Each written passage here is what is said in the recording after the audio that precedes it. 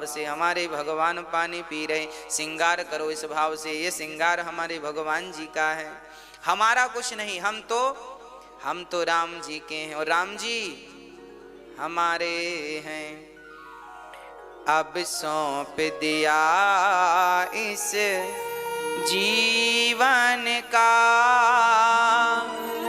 सब भार तुम्हारे हाथों में है, जीत तुम्हारे हाथों में और हार तुम्हारे हाथों में।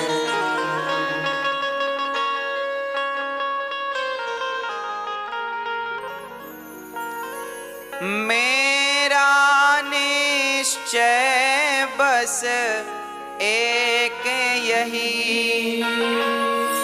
एक बार तुम्हें पा जाऊं मैं, अर्पण कर दूं दुनिया भर का सब प्यार तुम्हारे हाथों में। सब कुछ भगवान को अर्पण करने का भाव हो।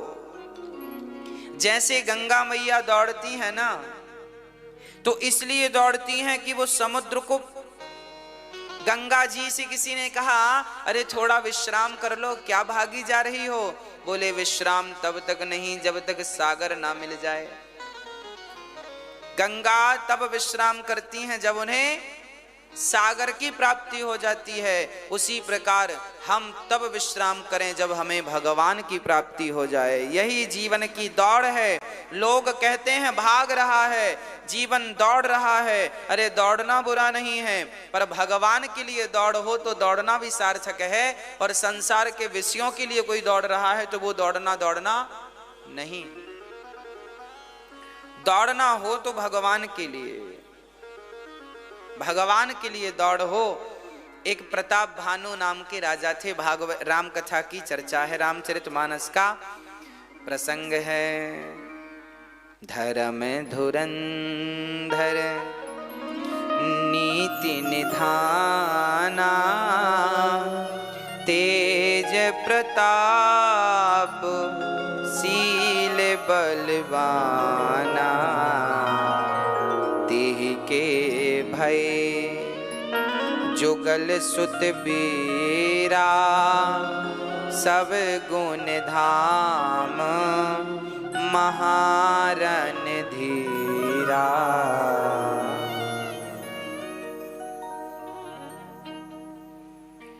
कहने का तात्पर्य यह है, रामचरितमानस में गोस्वामी तुलसीदास जी अब लिख रहे हैं कि अब रावण के जन्म का, देखिए राम जन्म बाद में होगा, पहले रावण जन्म होगा।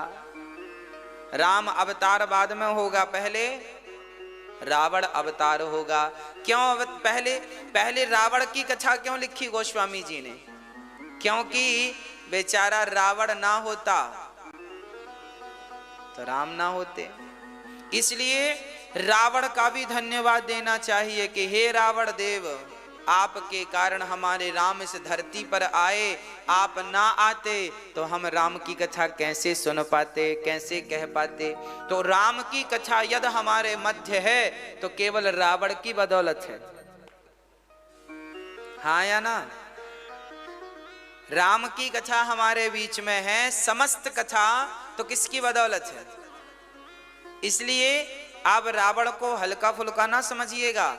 ये रावण कौन है? ये इसी का चरित्र है। सुनो, ये रावण जो था जिसे राम जी ने मारा, ये रावण पिछले जन्म में प्रताप भानु नाम का एक राजा था, उसी की कथा तुलसीदास जी लिख रहे हैं। हाँ, प्रताप भानु नाम का एक राजा था जिनके भाई का नाम था अरिमर्दन। प्रताप भानु बड़े धर्मात्मा राजा थे, ब्राह्मणों की बड़ी सेवा किया करते थे, है ना?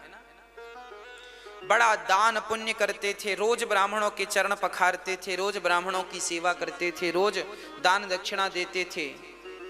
अच्छा, पहले हमारे भारत में ऐसा ही हुआ करता था। हम लोग ना बड़े दानी हुआ करते थे पहले, धर्मात्मा हुआ करते थे पहले। हमारा शरीर परोपकार के लिए हुआ करता था पहले, पर आजकल पता नहीं कैसी हवा चली है। आज के जमाने में लोग परोपकार करना भूल गए हैं। आज पहले के लोगों के भीतर दया ज्यादा थी, आज के लोगों के भीतर दया बिल्कुल नहीं है, निर्दयी हो गए हैं। निर्दयी ना होते तो बताओ बेटा माँ बाप को घर से क्यों निकालते हैं ना। प्रताप भानु नाम के एक बढ़िया राजा थे, बड़े दानवीर थे, बड़े ब्राह्मण भक्त थे, समाज की सेवा करते थे, दीन दुखियों पे ध्यान रखते थे, गरीब बेटियों का विवाह ऐसी कराते थे, बहुत अच्छे थे, गायों का दान करते थे, भंडारे कराते थे। उनके घर अन्न क्षेत्र चलता रहता था, कोई आओ कोई भी खाओ, कभी अन्न क्षेत्र 24 घंटे में बंद नहीं होता था। दिन रात खाओ, दिन रात प्रसाद पाओ, है ना। ऐसे प्रताप भानु नाम के एक राजा थे। अच्छा, राजा को अब थोड़ा थोड़ा लोभ आने लगा। प्रताप भानु को क्या आने लगा? लोभ। अब देखिएगा, जब तक आप अच्छे हैं तब तक ही आप अच्छे हैं, जब तक आपके विचार अच्छे हैं तब तक ही आप अच्छे हैं, और आपके अंदर थोड़ा भी कुविचार गया तो आप बुरे हो जाते हैं। सुनिएगा प्रताप भानु के संग क्या हुआ। प्रताप भानु बड़े अच्छे थे, अब वो आसपास के राजाओं को जीतने लग गए। चलो अच्छा था। पहले के राजा महाराजा युद्ध करते थे, वो अपने आप को सर्वश्रेष्ठ कहलाना चाहते थे, राजाओं से युद्ध करते, सबको पछाड़ देते, इतने बलवान थे प्रताप भानु, तेजस्वी थे, कोई राजा टिकता ही नहीं था उनके सामने। बहुत सारे राजाओं को हरा हरा करके इन्होंने कोई को जेल में डाल दिया, किसी को यूं ही भगा दिया, और पूरा एक छत्र, पूरी दुनिया पर एक राजा थे प्रताप भानु। उस जमाने में समस्त भारत पर उनका शासन चलता था, डंका बजता था प्रताप भानु का। एक दिन प्रताप भानु जंगल शिकार खेलने चले गए। सुनिएगा, शिकार खेलने गए ही थे कि प्रताप भानु के जो सैनिक थे, मंत्री जन थे, उनसे वो बिछड़ गए, क्योंकि एक सुअर दिखाई पड़ा, जंगली सुअर, उसे मारने के चक्कर में। अच्छा, पहले के राजा महाराजा ना ऐसे मार मार के अपना निशाना पक्का करते थे। तो वो सुअर, अच्छा वो जो सुअर था ना, वो एक राक्षस था, राक्षस ही सुअर बन के प्रताप भानु को अपनी ओर आकर्षित कर रहा था। प्रताप भानु को पता नहीं चला। प्रताप भानु घनघोर जंगल में प्रवेश कर गए, उनकी सेना, मंत्री, संतरी सब रह गए, और अकेले प्रताप भानु सुअर के पीछे पीछे गए। अब वो सुअर तो मिला नहीं, जंगल झाड़ियों में गायब हो गया, पर प्रताप भानु रास्ता भटक गए। सूर्य अस्त होने का समय था, दूर दूर तक कोई रास्ता नहीं, सन्नाटा ही सन्नाटा था। प्रताप भानु कांप गए, लगता है मेरा अंत आ गया। इस घनघोर जंगल में प्राणों को बचा पाना बड़ा कठिन है, क्योंकि यहाँ भयंकर जानवर रहते हैं। तभी प्रताप भानु को नजर आया एक कुटिया नजर आई, घास की कुटिया। प्यास लगी तो उस कुटिया की तरफ गए, पहुंच गए। वहां पानी पिया प्रताप भानु ने, और देखा तो जंगल, घनघोर जंगल में एक साधु बैठे थे, बड़ी बड़ी जटाएं थीं। अच्छा, ये जो साधु था ना, ये नकली साधु था। ये वही साधु था जिस साधु को प्रताप भानु ने युद्ध करके पराजित। राजा लोग पहले हार जाते थे ना, तो शर्म के मारे अपने नगर नहीं जाते थे कि मैं कैसे मुंह दिखाऊंगा, हार के आ गया, लोग ताने मारेंगे। तो बहुत सारे राजा जंगल में बाबा जी बन जाते थे, उन्हीं में से ये एक बाबा जी थे। नकली साधु हारा, प्रताप भानु से हारा हुआ साधु था, 10 साल पहले हारा था, 10 साल से इस जंगल में था, बाल बाल बढ़ा लिए थे और जंगल में रहता था। जब इस साधु ने देखा, कपटी साधु ने, ये तो प्रताप भानु है, अब उसे बदला लेने का मौका। याद रखियो मेरी माँ, ये शास्त्र हमें कुछ सिखा रहे हैं। जीवन में दो लोगों को कभी कमजोर नहीं समझना चाहिए। पहला अपने रोग को, रोग, और दूसरा शत्रु, दुश्मन। शत्रु से सदा सावधान और रोगों से सदा सावधान। रोग पिछले महीने हुआ था, अब ठीक हो गया है, फिर भी सावधान रहना, फिर से पनप सकता है। इसलिए उसे समूल जड़ से नष्ट करने का प्रयास करना चाहिए। इसलिए शास्त्र सावधान करते हैं, बिल्कुल सावधान। अपने शरीर का भी हाल चाल देखते रहो, कहाँ क्या गड़बड़ हो रहा है, किस अंग में प्रॉब्लम चल रही है, तुरंत डॉक्टर को दिखाओ, तुरंत उसका इलाज कराओ, देर ना करो। पहले के लोग बड़े आलसी होते थे, बुखार आज चढ़ी है, चलो कल तक उतर जाएगी, कल भी नहीं उतरी, चलो परसों उतर जाएगी, अब चलो 5 दिन हो गए, अब डॉक्टर को दिखाते हैं। जब तक दिखाए तब तक बहुत काम बिगड़ गया। रोग को हल्के में ना लो, तुरंत इलाज करो। शरीर में कोई भी बीमारी है, तुरंत डॉक्टर से परामर्श करो, उचित डॉक्टर से मिलो, अच्छे डॉक्टर से। दुश्मन देखो बैठा था प्रताप भानु का इंतजार करने जंगल में, और संयोग देखिए गोस्वामी जी तो दोहा लिख रहे हैं, तुलसी जसी भवितव्यता तैसी मिलय सहाय, आपुन आवय ताहि पहीं ताहि तहां ले जाय। अभी मैं इसका अर्थ आगे करूंगा। जब प्रताप भानु वहां गए तो वो साधु कपटी पहचान गया, पर प्रताप भानु ना पहचान पाए कि ये वो कपटी साधु है। प्रताप भानु ने देखा कोई संत जंगल में हाथ जोड़ के खड़े हो गए, महात्मा जी आप इस घनघोर जंगल में रहते हैं कब से? तो देखो कपटी साधु ने अपना परिचय दिया। प्रताप भानु ने कहा आपका नाम क्या है? उन्होंने कहा हमारा नाम एक तनु है। एक तनु क्या ना अर्थ है इसका? बोले जब से सृष्टि बनी है तब से हमने दूसरा शरीर नहीं लिया, इसलिए एक तनु, एक तन में है, दूसरे तन में हम। देखो झूठ बोलने वाले भी छोटा मोटा झूठ नहीं बोलते, जब झूठ ही बोल रहे हैं तो बड़ा बोले। कह दिया कि जब से मैंने जन्म लिया है तब से मैंने दूसरा शरीर ग्रहण नहीं किया, इसलिए मेरा नाम एक तनु। अब प्रताप भानु तो बड़े आकर्षित हुए, वाह आप तो दिव्य महापुरुष हैं, आप तो बड़े दिव्य महापुरुष। अच्छा आप कब से हैं? बोले हमारे सामने सतयुग त्रेता द्वापर कलयुग कई बार बीत गए, हमारे सामने सारे युग बीत गए। प्रताप भानु तो और आकर्षित हुआ, आप तो बड़े महापुरुष हैं, बड़े महापुरुष हैं। अच्छा ना, पाखंडी लोग ऐसे ही परिचय देते हैं अपना। आप लोग सावधान, मार्केट में भी ऐसे बहुत बाबा मिल जाएंगे आपको जो अपने आप को यही कहेंगे हम ही भगवान हैं, पौंड्रक जैसे। हम ही भगवान हैं। भगवान क्या है? हम ही भगवान। लोग कहते हैं बड़े बड़े बाबा, एक बाबा जी तो मंदिर में भगवान बने पूज रहे हैं, ये भी एक तनु कह रहे हैं अपने आप को,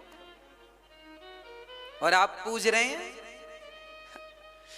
इन बाबाओं की गलती नहीं है। देखो ना प्रताप भानु ने अब क्या गलती की। प्रताप, अरे गुरुजी आप तो महान हैं। हाँ हाँ बेटा हम तो महान हैं, बोल तुझे क्या चाहिए? प्रताप भानु ने कहा आप ऐसी कृपा करो हम भी ना मरें।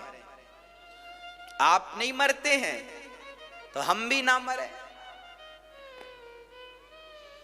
जैसे गुरु वैसे ही चेला। तुलसी जसी भवितव्यता तैसे ही मिले सहाय। चेले ने कहा, प्रताप भानु ने कहा, गुरुजी हम भी अमर हो जाएं। एक तनु ने कहा, किया अमर, जा तू अमर हो जाएगा, पर काम करना पड़ेगा कुछ। और मांग क्या चाहिए? बोले हमारा यश कभी खत्म ना हो, हमारी संपत्ति संपदा बनी रहे, हम अमर हो जाएं। गुरुजी कहते हैं सब कुछ मिलेगा, पर सुनो, ये सब तब मिलेगा जब तुम ब्राह्मणों की सेवा करोगे। जाओ 1,51,101 ब्राह्मणों का भोजन कराओ। 1,51,101 ब्राह्मणों का भोजन कराओ, और भोजन कराने में बढ़िया मालपुआ, रबड़ी, रसमलाई, रसगुल्ले परोसना 56 प्रकार का, और सबको बड़ा दक्षिणा देना।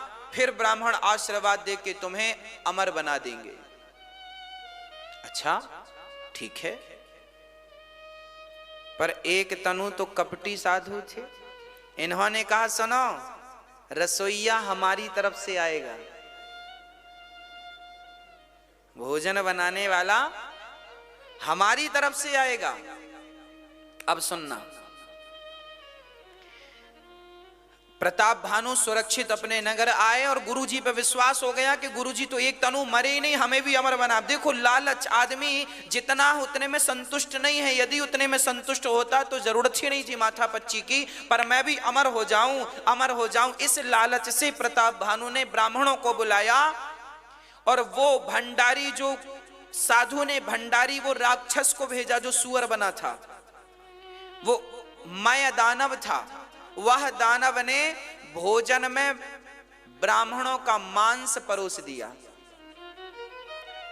प्रताप भानु को लगा भंडारी हमारे गुरुजी भेजे हैं तो बढ़िया बनाएंगे, सामग्री दे दी।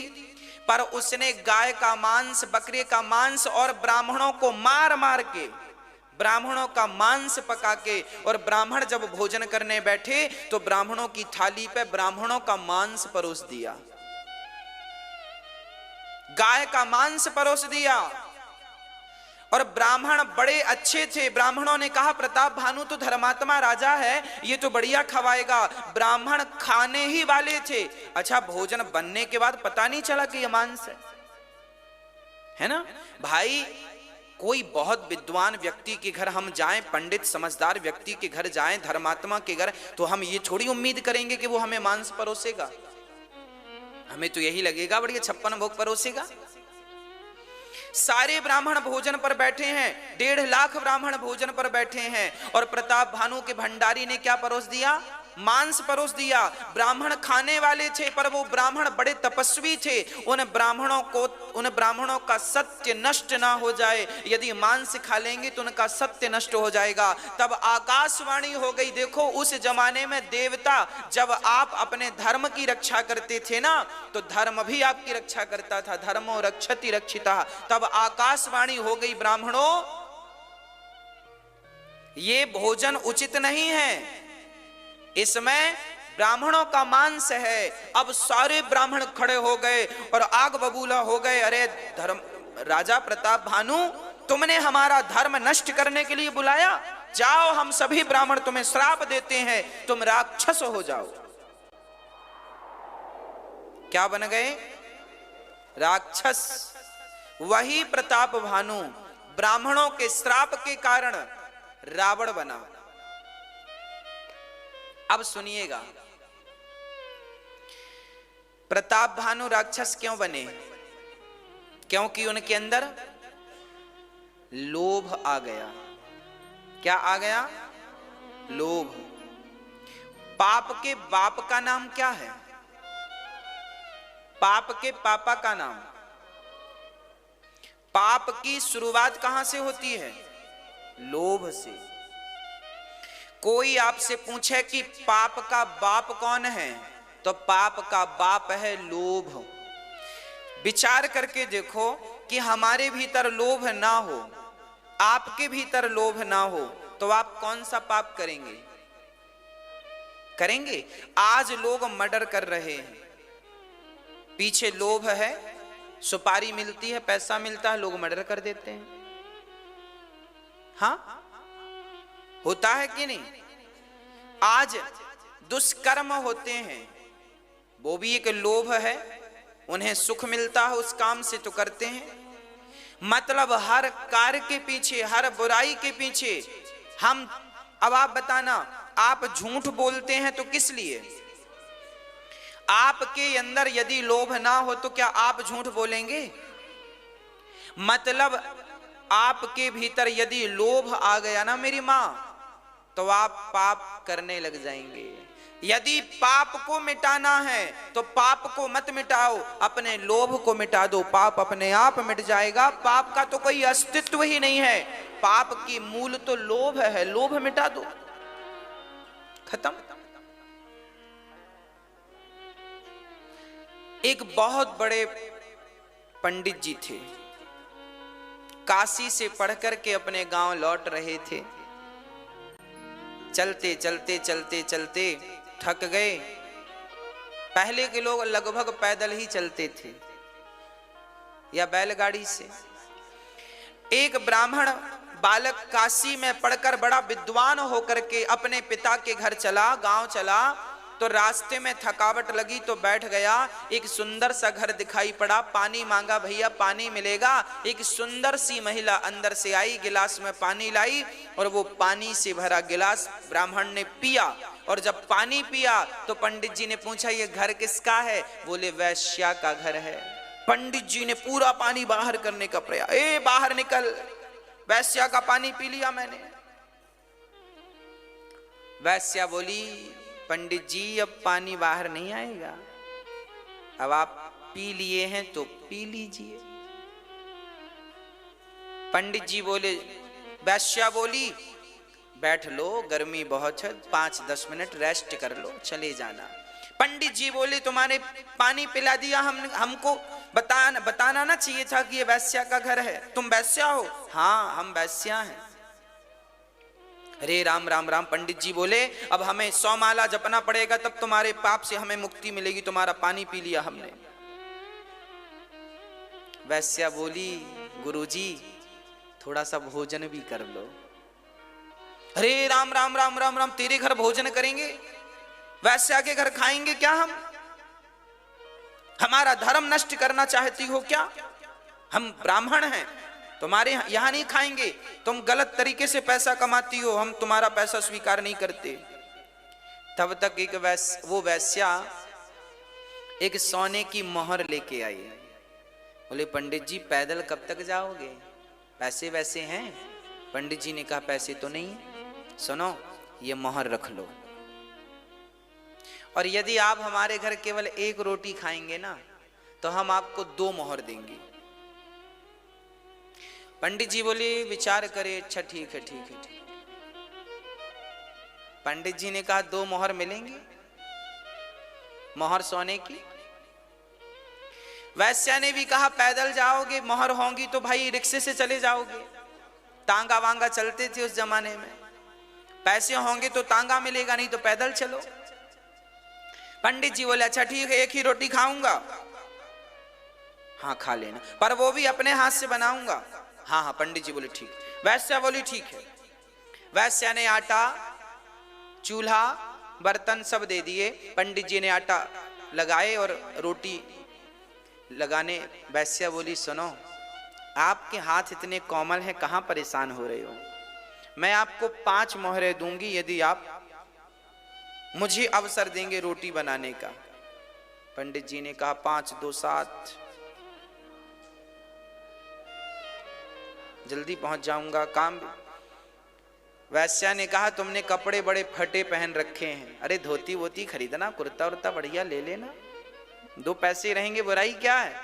और तुम तो कह रहे हो कि 200 माला जपोगे तो तुम्हारा पाप, तो खाने का 1000 माला जप लेना, पाप खत्म। पंडित जी बोले, बात ठीक कह रही हो, ठीक है अच्छा तुम बना दो। वैश्या रोटी बनाने लगी, पंडित जी टुकुर टुकुर देख रहे हैं। अब जब रोटी बनी तो वैश्या ने कहा, सुनो हम अपने हाथ से खिला दें?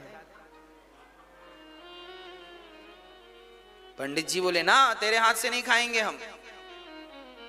खा लो, 10 मोहर मिलेंगी,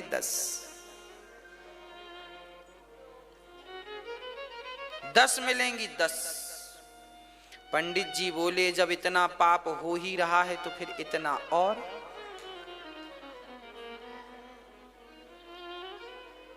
ठीक है, अब वो वैश्या ने रोटी तोड़ी, साग लगाई, पंडित जी ने मुंह खोला तो वैश्या ने रोटी तो नहीं खिलाई, एक गाल में जोर का थप्पड़ लगाया और रोटी वापस रख दी। उस वैश्या ने पूछा पंडित जी से, पढ़ के आए हो, ये बताओ पाप के बाप का नाम क्या है?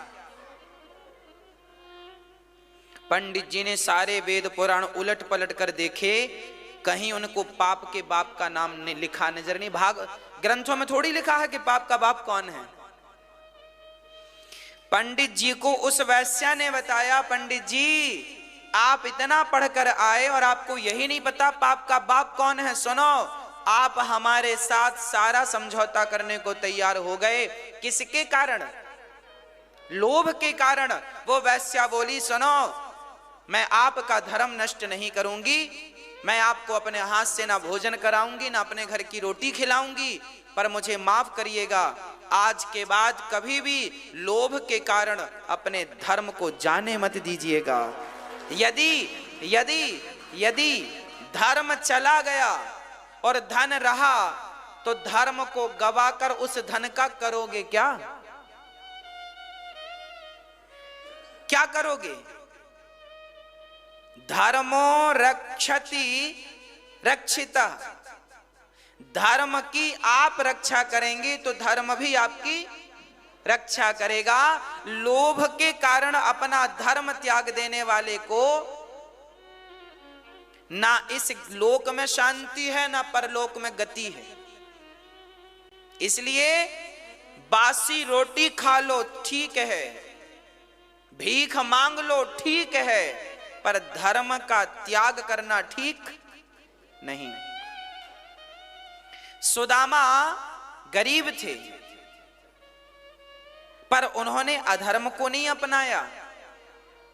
सुदामा के एक मित्र थे, वो राजा के यहां जाकर, राजा शराबी था उनके राज्य का, वो राजा के यहां जाकर राजा के गुणगान गाते थे, तो राजा मोहरा फेंक देता था।